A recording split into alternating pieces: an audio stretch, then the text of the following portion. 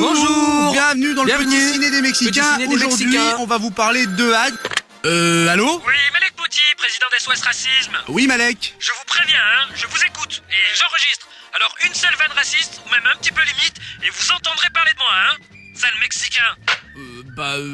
Bien. Donc aujourd'hui, on va vous... Écoutez, Malek, vous allez prendre vos clics, vos claques, vos babouches et vos chameaux. C'est Paul Lederman à l'appareil, l'ancien producteur de Coluche. Ah pardon, oui, monsieur le Darman. Je vous préviens, tout m'appartient chez Coluche. Même son sketch sur l'histoire de mec, là, ça m'appartient. Alors si vous avez l'intention de parler de l'histoire de mec, je vous colle un procès. Mais pas du tout. Et puis que je ne vous vois pas en salopette sur le site, ou je vous colle un procès. Mais monsieur... Et puis ne vous avisez pas de mourir dans un accident de moto maquillé, parce que je vous colle... Oui, je sais, vous me collez un procès. Allez, au revoir, monsieur le Darman. Bon, alors, je disais, aujourd'hui, on va vous parler de Agathe Cléry. Putain, allô? Oui, c'est Fredo, directeur d'antenne d'énergie. Oh, ta gueule! Mais qu'est-ce qu'ils ont tous aujourd'hui à nous prendre la tête, là? Ils ont que ça à foutre ou quoi? Ah, attends mec, franchement, Malek Bouti c'est quand même le président d'SOS Racisme quoi. Il doit en avoir du boulot enfin surtout ici en France. Ouais, c'est clair, ouais. Et Paul Lederman, Ouais. c'est quand même un des plus grands producteurs en France. Ouais. Il doit pas avoir une minute à lui franchement. Ouais, c'est vrai, mais je Ouais. comprends. ouais, Et Fredo, ouais. Ouais. Fredo. Enfin c'est quand même Bon, c'est vrai que lui il doit rien avoir d'autre à foutre, j'avoue, mais bon. Bref, aujourd'hui, on va vous parler d'Agathe Cléry. Alors Agathe Cléry, c'est l'histoire d'une meuf blanche et tout, normale, raciste quoi, comme il faut, comme tout le monde. Et elle se regarde dans la glace et là, elle s'aperçoit qu'elle est devenue noire.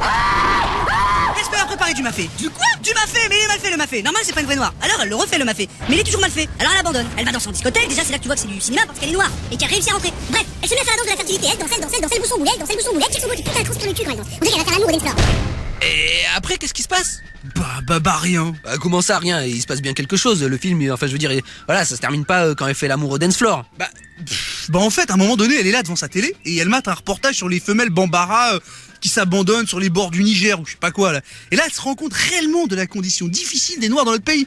Leurs souffrances, leurs espoirs. Ah ouais, en fait c'est un film profond qui traite du racisme et tout. Ah ouais, c'est clair que c'est difficile pour eux. Non, franchement, ils doivent souffrir en espérant des jours meilleurs. Mais non, c'est pas ça, le racisme, ils en ont rien à foutre. T'imagines pas comment ils doivent souffrir pour se faire des coupes de cheveux.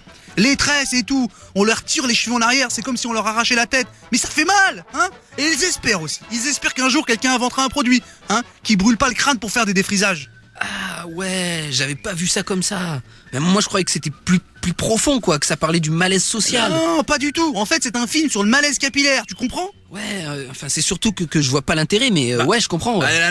L'intérêt, c'est de faire comprendre à la profession, aux coiffeurs, qu'il n'est plus tolérable, monsieur, qu'aujourd'hui, en 2008, en France, dans le pays des droits de l'homme, ce soit la seule corporation professionnelle qui pratique encore la ségrégation raciale capillaire. Oui, monsieur, j'accuse Jacques Desange, Jean-Louis David, Franck Provost et consorts. J'accuse tous ces soi-disant artistes du cheveu d'avoir fermé les yeux lorsque toute une frange de la population était mise au pilori parce que justement, elle ne peut pas se faire une frange. Une toute petite frange de rien du tout. Ce n'est pas à leur portée parce que des gens comme vous ont décidé qu'ils n'en avaient pas le droit. C'est une honte, monsieur. C'est bon, merci, on a compris. Bon bah écoutez, tâchez de méditer là-dessus, amis auditeurs.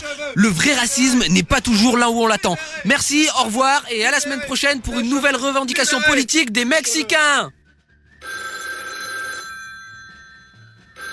Oui, allô? Bonjour, Jean-Louis David à l'appareil, c'est Polo et Pedro?